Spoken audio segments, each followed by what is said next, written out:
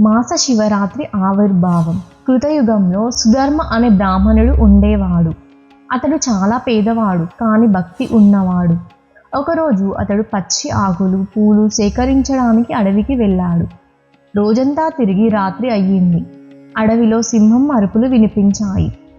భయంతో అతడు ఒక చెట్టెక్కి దాగిపోయాడు. అది మాఘమాసం కృష్ణపక్ష చతుర్దశి రాత్రి, అంటే శివరాత్రి రోజు.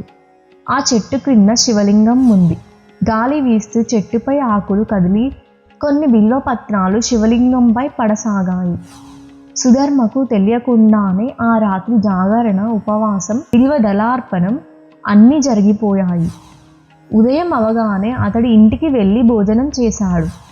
అతను ఈ వ్రతం చేసినట్టు తెలియకపోయినా శివుడు అతని పాపాలను క్షమించి మరణానంతరం శివలోకానికి చేర్చాడు.